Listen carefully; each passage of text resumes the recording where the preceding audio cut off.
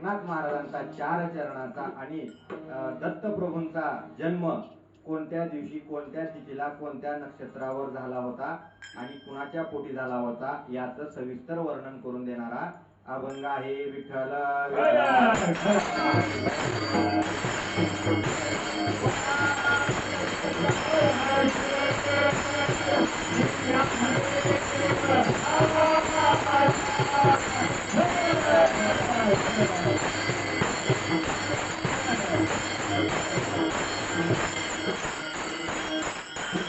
महाराज म्हणतात धरीला अवतार विश्व तारावया. हा जो दत्तप्रभूंनी जो अवतार धरलाय म्हणले महाराज, हा कशासाठी धरलाय तर विश्व तारायला धरलेला आहे. त्याच्या अगोदरची आपल्याला काही जी दशावतारांची परंपरा आहे ती एकेका अवतारामध्ये एकेका दैत्याचा नाश करण्यासाठी, मग त्या ठिकाणी म्हणजे महाराज भगवान विष्णूचे अवतार असतील किंवा भगवान सदाशिवाचे अवतार असतील तर हे राक्षसांचा वध करण्यासाठी झालेले आहेत. परंतु हा जो अवतार आहे तो कशासाठी झालाय तर विश्व तारायला, कुठल्याही राक्षसाचा वध करण्यासाठी झालेला नसून विश्वाचं तारण करण्यासाठी हा अवतार झालेला आहे. म्हणून आपण त्यांना दत्तगुरु असं म्हणून ओळखतो. आणि ऋतुकाळ हेमंत नक्षत्र रोहिणी नक्षत्रावर, आणि ऋतू कुठला होता तर हेमंत नावाचा ऋतू त्या ठिकाणी होता. आणि महिना कोणता होता तर मार्गशीर्ष महिना, आणि पौर्णिमा ही तिथी होती. तिथी पौर्णिमा, मास मार्गशीर्ष पौर्णिमा होती, परंतु ती मार्गशीर्ष महिन्यातली पौर्णिमा होती. आणि गुरुत्व वासर उत्सव काळ गुरुवारच होता बरं का. आणि आज पण बघा दत्त जयंतीला गुरुवार आलाय, म्हणजे आज पण पर्व काळ आहे. पर्व काळाचा असा योग आहे.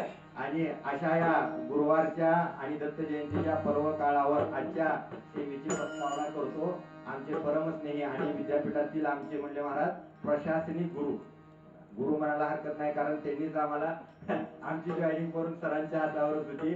आणि तेव्हापासून सरांचा आमचा स्नेह होता. गेली 14 वर्ष झालं. जसं दत्तगुरु आपल्याला परमार्थात सांभाळतात तसंच सर आम्हाला ऑफिस मध्ये सांभाळतात. आणि असे वैभव पवार सर आणि यांच्या मनात असं प्रभूच्या इच्छेनुसार आलं की म्हणले महाराज दत्त जन्मा दिवशी आपल्याला घरी कीर्तन सेवा ठेवता येईल का. म्हणलं महाराज का नाही ठेवता येणार.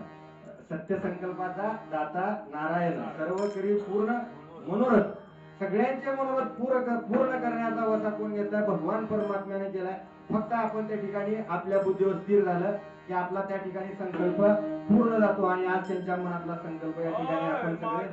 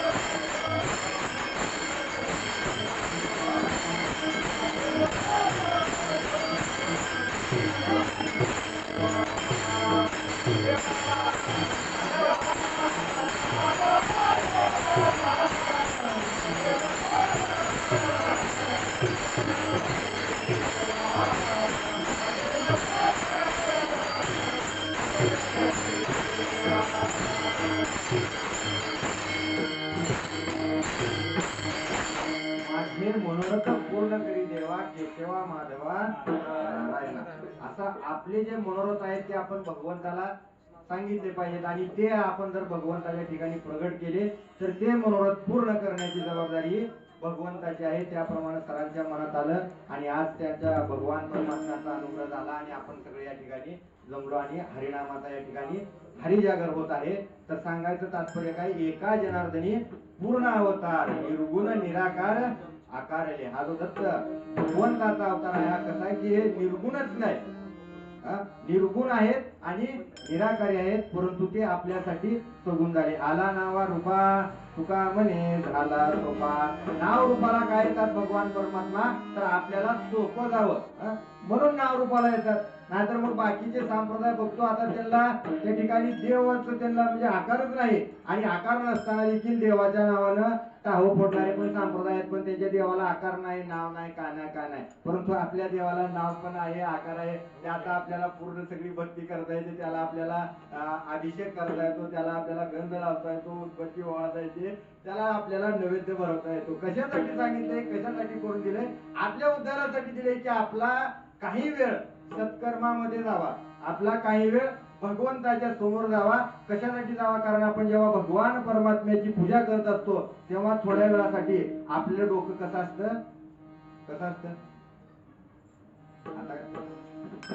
आता त्या पण वेळेस काय उपद्व्याप असतात आपल्या पाठीमागे. आता आपण संसार आहे, परंतु त्यातल्या त्यात आपले 90% विचार, 80% कुणाचे थांबत असतील, कुणाचे 50% थांबत असतील. आता ज्यांना लय भाई काय त्याचे 100% विचार थांबत असतील, आणि त्यांनी एक रूपून त्या ठिकाणी भगवंताची पूजा करत असतात. आपल्यासारख्या माणसाचं 25% बी जर बाद झालं तर आपलं लय भारी झालं म्हणायचं आपण. आणि मग हरिमुखे म्हणा पुण्याची गणना कोण करी. आपण फक्त मुखानं हरीचं नामस्मरण जरी केलं तरी देखील आपला परमार्थ म्हणजे महाराज आजी संसार सुफळ झाला गे माये देखील पाय ढोपाचे. आपला परमार्थ सुफळ होणार आहे म्हणजे महाराजांनी तो कशामुळे होणार आहे, फक्त आणि फक्त हरीच्या नामामुळे होणार आहे. कलियुगा माझी करावे कीर्तन तेने नारायण. कलियुगामध्ये फक्त कीर्तन करायचं म्हणजे महाराज, मग कीर्तन नाम कीर्तन हरिनाम कीर्तन. तर हरिनाम कीर्तनाचं फार महत्व आहे. आणि आज तुम्हाला सर्व साधू संतांच्या अनुग्रहातून या ठिकाणी या सेवेला आपण सुरुवात करूया. विठ्ठल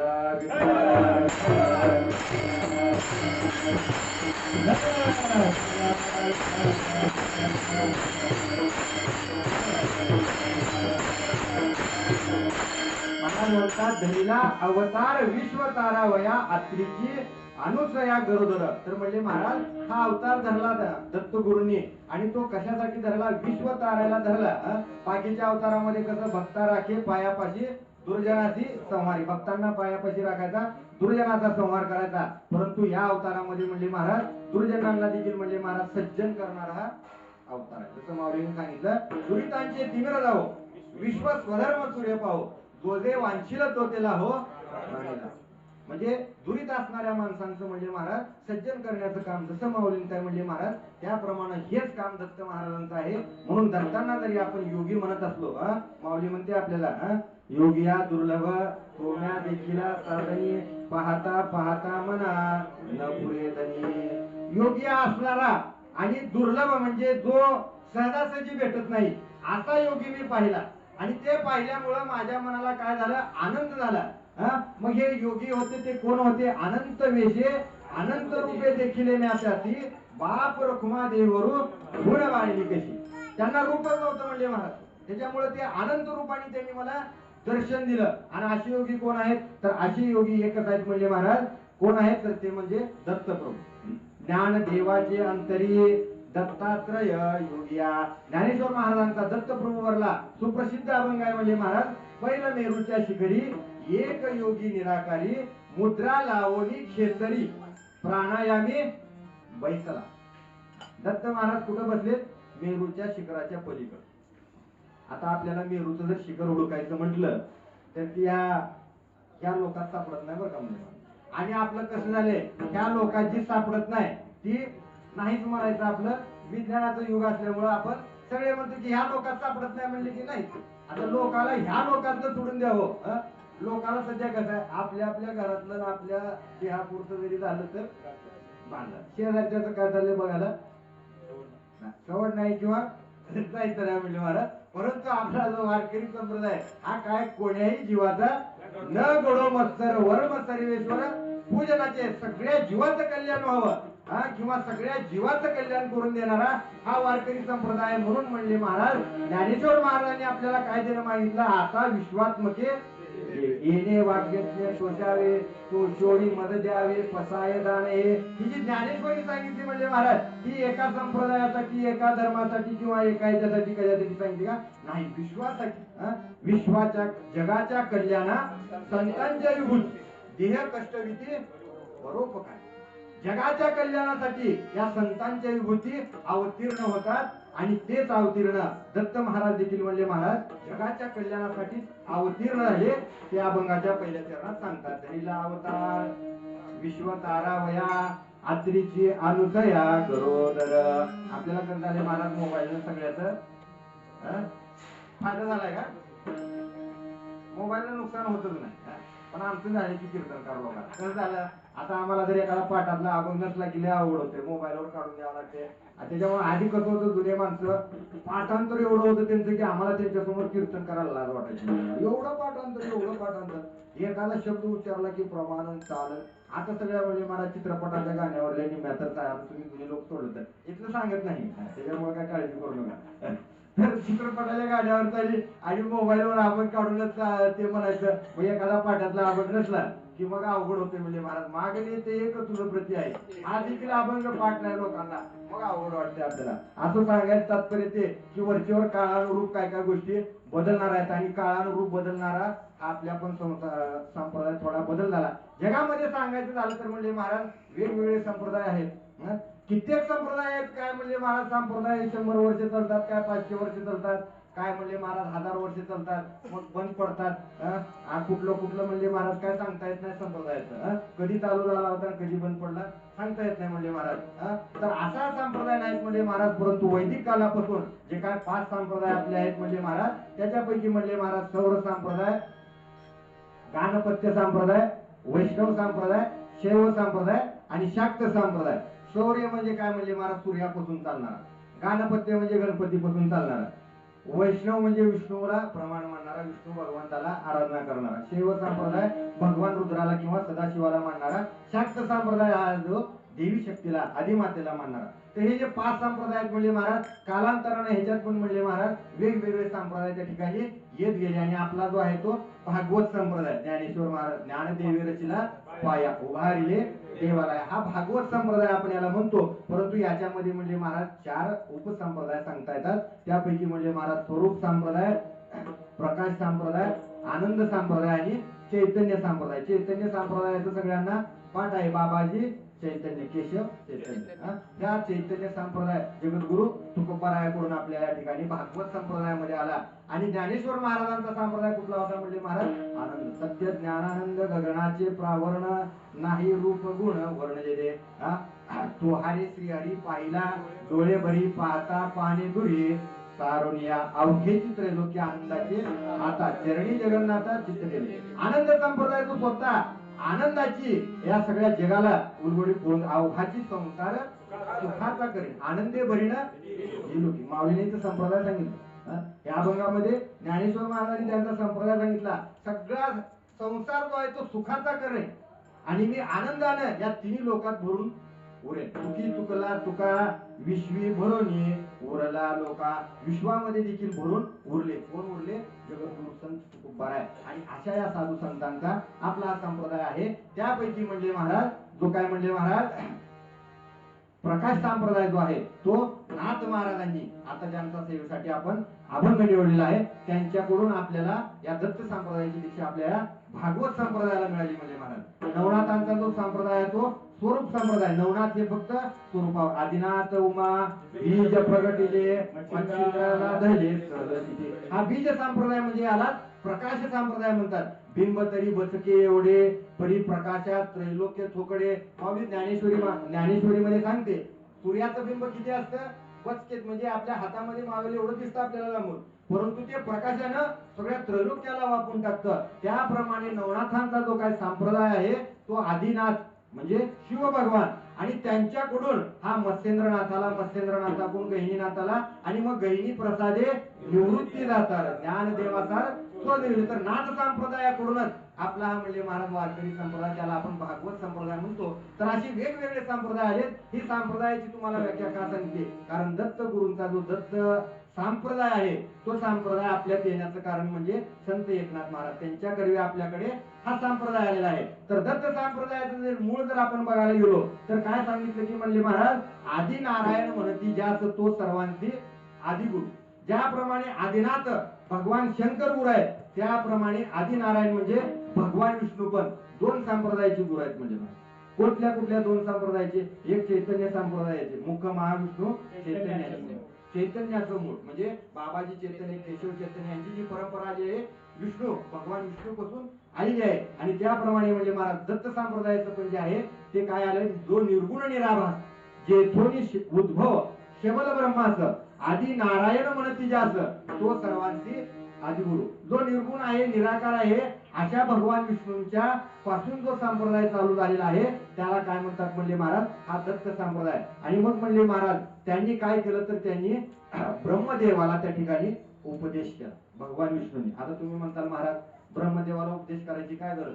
आता तुम्हाला थोडक्यात सांगतो म्हणजे महाराज, कारण आपल्याला थोडा वेळ कमी, आधीच आपल्याला सुरुवातीला थोडा वेळ झाला, त्याच्यामुळे मी प्रथमच तुमच्या सगळ्यांच्या या ठिकाणी क्षमस्व म्हणतो. का म्हणतो? कारण प्रत्येक गावाच्या मध्ये दत्त जयंती असल्यामुळे त्या ठिकाणी 6ला गुलाल पडत असतो आणि आमचं भजनी मंडळ त्या ठिकाणी व्यस्त होतं. म्हणजे महाराज मग तिथला गुलाल हे ते सगळं आरती उरकून प्रसाद घेऊन मग म्हणजे महाराज काही लोकांनी प्रसाद पण टाळा तर असं सगळे आलेले आहेत, त्याच्यामुळे थोडा उशीर झाला, त्यामुळे मी जास्त वेळ घेणार नाही. परंतु सांगायचं म्हणजे महाराज, आदि नारायण असेल किंवा आदि शिव असेल तर ह्या ज्या देवता आहेत ज्यांचं आपण रोज पूजन करतो, अर्चन करतो, तर हे देव कसे आहेत?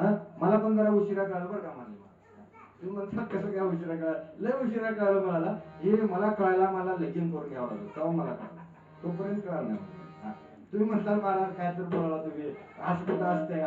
असंच असतं म्हणजे महाराज, आपण ज्या देवाचं भजन करतो ती देव कशी आहेत म्हणजे महाराज, ती स्वतंत्र आहेत. तो आपल्याला सगळे कीर्तनकार सांगते देव स्वतंत्र आहे, जीव परतंत्र आहे, परंतु ते फक्त कीर्तनात बोलापुरतं बरं का. आपले देव पण कसे आहेत? कसे देव परतंत्र आहेत. तुम्ही म्हणताल महाराज कसे काय परतंत्र आहेत? कारण ती कसे आहेत म्हणजे महाराज, घरदाव्यावरून सासरवाडी कसे घर जावे झाले.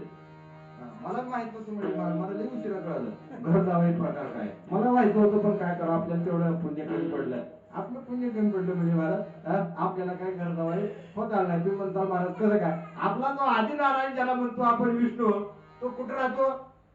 क्षीरसागर. मग आणि सागर हे कोणाचे सासरे आहेत? लक्ष्मी कुठून निघाले? समुद्रातून. मग आता लक्ष्मी निघाली समुद्रातून. हो मग लक्ष्मी गप जाऊन बघा, वैकुंठ, वैकुंठ जो लोक आहे तो कुठे आहे? क्षीरसागरात आहे. आणि क्षीरसागरामध्ये शेष शेगावर भगवान परमात्मा लक्ष्मीचे विराजमान आहे. ही बरोबर आहे का नाही महाराज? म्हणजे लक्ष्मीच्या आधी कोण आहे? कोण आहे? देव नारायण.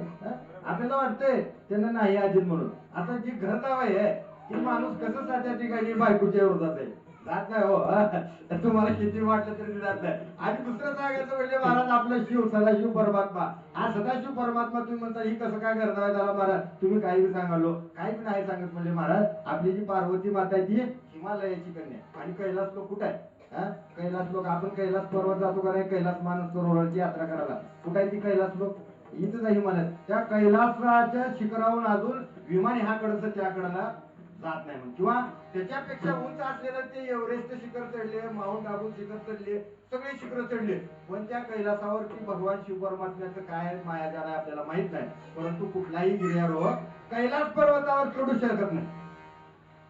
म्हणजे ही जी काय गणित आहे त्या ठिकाणी, कैलास त्या ठिकाणी जेव्हा आपण बघतो कैलासाचं शिखर, तर हा लोक कुठं आहे? हा लोक हिमालयात आहे. आणि मग ह्या लोकांच्या ठिकाणी कुणाचा वास आहे? आपल्या भगवान सदाशिवाचा वास आहे. तुम्ही म्हणताल महाराज मग ही कसं काय? ही घर जवळ देतो.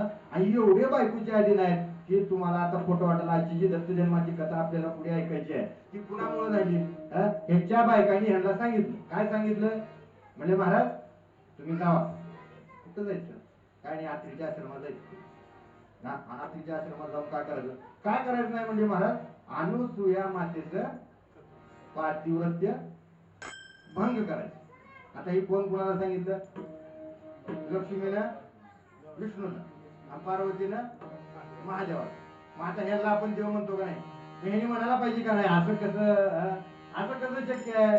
पतिव्रतेचं पातिव्रत्याचं रक्षण मी करणार, मी देव आहे. आणि तुम्ही असं कसं सांगायला, ही शक्य नाही असं म्हणू शकले का तिने? म्हणू शकले नाही. का म्हणू शकले नाही? अरे असा सरवडीत राहते तो, आपल्याला माहित नाही. आमच्याला गेला की उशिरा कळलं. तर आज असल्यामुळं त्यांचा पण नाईला झाला म्हणजे महाराज. आणि मग ती देवीने यांच्याकडे हट्ट कशासाठी धरला? तर असं झालं म्हणजे महाराज की कर्दम ऋषी आणि देव होती यांची 3 नंबरची जी कन्या होती तिचं नाव होतं अनसूया. आणि देव होती ही कुणाची कन्या होती? तर मनुराजाची. ज्या आता आपण मनुस्मृती म्हणतो, आता मनुस्मृतीच्या विरोधात लोकांना ती सोडून द्या, परंतु मनुला 9 मुली होत्या. त्या 9 पैकी ही 5 नंबरची जी पुत्री होती तिचं नाव देवहूती होतं आणि ती कर्दम ऋषीला दिली होती. आणि मग कर्दम ऋषींनी आणि देवाहुती पासून जी कन्या झाली 3 नंबरची तिचं नाव अनसूया. अनुसया म्हणतात तिला, पण अनसूया नाही, अनसूया. सला उकार म्हणजे जिनं कुणाचीही असूया केली नाही, जिनं कुणाशीही ईर्ष्या केली नाही, ती म्हणजे कोण? तर ती अनसूया. आणि मग म्हणले महाराज त्यांचा विवाह करण्यासाठी जेव्हा कर्दम ऋषी वर शोधू लागले आणि मग ब्रह्मदेवापाशी गेले, तेव्हा ब्रह्मदेवाने त्यांना सांगितलं की ब्रह्मदेवाचे मानसपुत्र म्हणतो ते म्हणजे अत्री ऋषी. ब्रह्मदेवाच्या नेत्रापासून ज्यांची उत्पत्ती झाली ते अत्री. आणि अत्रीची दुसरी व्याख्या काय? तर ज्यांच्यामध्ये 3 गुण नाहीत असे अत्री ऋषी. मग त्यांनी सांगितले की म्हणजे अत्री ऋषींना ही कन्या तुम्ही देऊन टाका म्हणजे महाराज. आणि मग ते अनसूया मातेचा त्या ठिकाणी अत्री ऋषी बरोबर त्या ठिकाणी विवाह लावून देण्यात आला म्हणजे महाराज. आणि मग जेव्हा अत्री ऋषी बरोबर त्यांचा विवाह झाला तेव्हा अत्री ऋषी जेव्हा बघल तेव्हा तपातच असायचे. मग अनसूया मातेला देखील वाटायला की आपण तप करावं. तेव्हा तिने सांगितले की म्हणजे आपला विवाह झालाय, आपल्याला ब्रह्मदेवांचा अनुग्रह झालाय, संतांचा अनुग्रह झालाय, की आपण म्हणजे महाराज काय केलं पाहिजे? तर म्हणजे महाराज सृष्टी चालवण्यासाठी आपण प्रजेचं त्या ठिकाणी. तर त्यावेळेस अत्री ऋषींनी सांगितलं की म्हणजे महाराज मुलं बाळ जन्माला घालून कुणाचं कल्याण झाले? कुणाच झाले का? नाही. कुणाचं झाला असं तर ते त्याला विचारा. म्हणजे महाराज अशी प्रजा जन्माला घालून काय करायचं म्हणजे महाराज? तर पुत्राची व्याख्या सांगितली म्हणजे महाराज पतनात त्रायते इति पुत्र. हा जो आपल्याला पतन होण्यापासून तारतो तो म्हणजे पुत्र. किंवा पुत्र या शब्दाची दुसरी व्याख्या आहे सप्त पाताळ सांगितले. सप्त पाताळामध्ये म्हणजे महाराज 7 त्या ठिकाणी रवरव नरक सांगितले. जसं अष्टदिक्पालाचे 8 लोक आहेत तसे म्हणजे महाराज वेगवेगळे नरक आहेत. पूत तलातल 7 नरक वेगवेगळे आहेत. तर त्याच्यापैकी पूत नावाचा जो म्हणले महाराज जो नरक आहे त्या नरकामध्ये जर पडलं म्हणले महाराज तर म्हणले महाराज 4 युग 100 वेळा येऊन गेले तर वर निघत नाही. असा नरक आहे. आणि त्या नरकापासून कोण तारतो? तर पुत्र तारतो. का पुत्र तारतो? तर त्याला पिंडदानाचा अधिकार आहे. आता पिंडाचं दान संपलं. आता लोक म्हणाले कावळ्यात देव दिसाला ह्यांना आपण आमच्यात देव दिस नाही. काय काय बोलले लोक? आता बोलणारे बोलत असते. लोकांचं जी बोलतात तिथं त्याच्या घरात त्याच्या बापा बरोबर पटत नाही, त्याच्या माई बरोबर पटत नाही, त्याच्या बायको बरोबर पटत नाही, त्याच्या लेकरा बरोबर पटत नाही, जी कुठंच नीट कट काढत नाही त्याचा देवावर कुठे विश्वास. आता काल परवा मला एका म्हटलं म्हणजे महाराज तिरुपतीला जाऊन येताना एक कुटुंबाचा ऍक्सिडेंट झाला आणि तिथे ती कार ऍक्सिडेंट मध्ये लोक मेले म्हणजे महाराज. कशामुळे मेले? काय बाबा त्यांचा काळ आला असेल. हे म्हणलं काळ नाही आला म्हणजे मग काय झालं? काय म्हणजे त्याला तिरुपतीच्या हुंडीमध्ये दक्षिणा कमी टाकली. आजच्या लोकांना काय बोलत? आता आजच्या लोकांपैकी आपण जर गीता सांगितली ना रामायण सांगितलं, रामाची सीता कोण म्हणली होती काय उत्तर देतील काय सांगता येत नाही. तर असे सध्या लोक निघाले. तर ह्या लोकांना कसं आहे कलियुगामध्ये पुण्य फुकट आहे परंतु यांना फुकट पुण्य नको आहे. आता तुम्ही इथे कीर्तनाला येताना तुम्हाला काही तिकीट घेतलं का? काय नाही, इथे फुकट आहे. तुम्हाला कीर्तनाला गेलो प्रवचनाला गेलो तुम्हाला सगळं फुकट आहे. पण फुकट जावं वाटत नाही लोकांना. जिथं पैसा खर्च करून चित्रपटाला जायचं 500 रुपये तिकीट काढायचं. किती? 500 रुपये.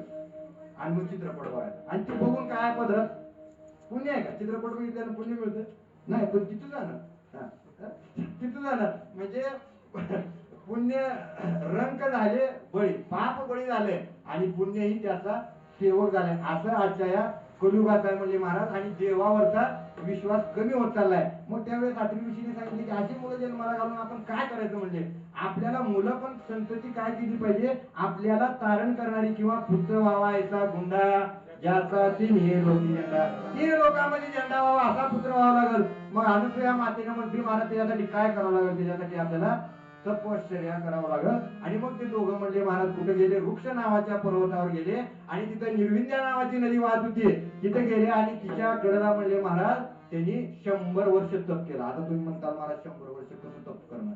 कारण ही जी गोष्ट आहे ती आताची आहे का? आताची नाही, ही सत्ययुगातली गोष्ट आहे. म्हणजे महाराज तेव्हा हजार हजार वर्षाचं आयुष्य राहत होते एकेकाला. आणि मग 100 वर्ष निराहार राहून आणि उभं राहून तप केलं. म्हणजे उभं राहून का तप केलं पुढे सांगतो. असं तप केलं, 3 देवाची आराधना केली अत्रि ऋषींनी. तेव्हा तिन्ही देव त्यांना त्या ठिकाणी प्रसन्न झाले आणि वरदान मागा म्हणल्यावर अत्रि ऋषींनी सांगितलं तुम्ही तिघ वेगवेगळे अवतार घेता म्हणजे महाराज, परंतु असं करायचं नाही, माझ्या ठिकाणी तुम्ही तिघ एक होऊन जन्माला आलं पाहिजे. आणि मग तेव्हा तथास्तु म्हटल्यामुळं हे जे दत्त अवतार झाला. आणि दत्त अवताराचं एक नाव दत्त म्हणजे काय म्हणजे महाराज? दत्त म्हणजे ताबडतोब, तात्काळ.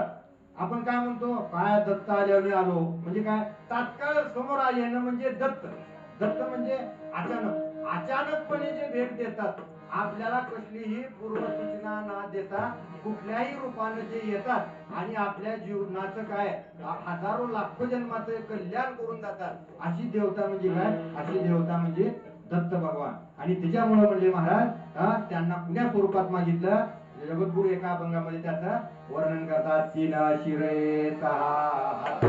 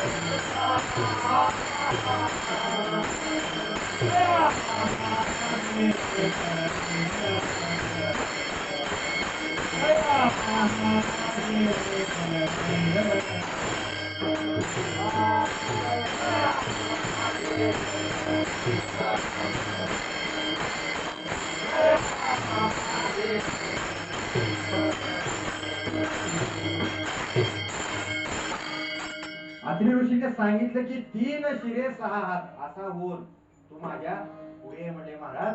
आणि मग भगवंताला देखील म्हणले महाराज त्यांचं मान्य करावं लागलं. कारण 100 वर्ष उभं राहून तपश्चर्या केली. बघा जगाच्या कल्याणा संतांच्या होती. ही संत म्हणजे महाराज सप्तऋषी आपण ज्यांना म्हणतो ते संत आहेत. आणि त्यांनी कल्याण करून आपल्यासाठी भगवान परमात्म्याला या स्वरूपात मागून घेतलं. आणि ही झाली म्हणजे महाराज दत्त जन्माची पार्श्वभूमी. आणि दत्त जन्माचं तात्कालिक कारण जर काय पाहिजे असेल तर ते काय झालं म्हणजे महाराज शांडिल्य नावाची पतिव्रता होती, महान पतिव्रता होती. तुका म्हणजे पतिव्रता तिची देवावरी सत्ता, देवावर सत्ता गाजवणाऱ्या अशा पतिव्रता होत्या पूर्वीच्या काळामध्ये. तुलसी आता आपण जिला तुळस म्हणून आपल्या घरामध्ये लावतो, एवढी पतिव्रता होती की देवाला देखील दगड होऊन पडावं लागलं. आणि अशा पतिव्रता असतात की त्यांची देवावर सत्ता होती. आणि अशी शांडिला नावाची पतिव्रता होती.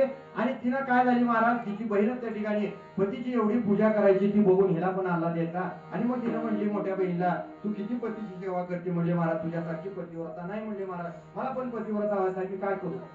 मग आता हिनं सांगितले तुझं लगीन झालं नाही, पतिव्रतेसाठी आधी काय व्हायला पाहिजे? लग्न करायला पाहिजे. मग तू लगीन कर. मग म्हणजे महाराज आता मी कुठे नवरायचं काय नाही म्हणजे महाराज, सदाशिवाच्या देवळात जायचं म्हणजे सोमवारी. आणि जो सकाळी सकाळी सगळ्यात पहिल्या सुरू पाया पडायला येत आहे त्याच्या गळ्यात माळा घालून मोकळं. कोण सांगितलं? बहिणीने. आता बहिणीनं सांगू द्या, बहिणीच्या आईनं सांगू द्या, बहिणीच्या सगळ्या जी करायचं ती काय वेळ आली हो, वाईट वेळ आली म्हणजे महाराज आपल्या. तुम्ही म्हणता महाराज का वाईट वेळ आली? लय वाईट वेळ आली. आता काल परवा घटना घडली की त्या पोराचा काटा काढला म्हणून ती पोरगी म्हणजे माझ्या बापाला फाशीवर द्या, माझ्या भावाला फाशीवर द्या. एवढी वेळ आपल्या जिजाऊला आपण राष्ट्रमाता म्हणतो. असे संस्कार केलेले आपल्या ठिकाणी अशा झाशीची राणी लक्ष्मीबाई सारख्या बाया आपल्या याच्यात झाल्या. परंतु ती आज आपल्या माता भगिनी लेकरावर संस्कार करण्यासाठी कमी पडू लागली, कमी पडू लागल्या. म्हणून पुरी काय म्हणाल्या बापाला फाशीवर. म्हणजे वाईट वेळ, एवढी वाईट वेळ ज्याचा आपल्या पतिव्रतेची आपण उदाहरणं देतो. द्रौपदी झाली, सीता झाली, मंदोदरी झाली. आणि जिथं आपण आईला साक्षात काय म्हणतो म्हणजे महाराज,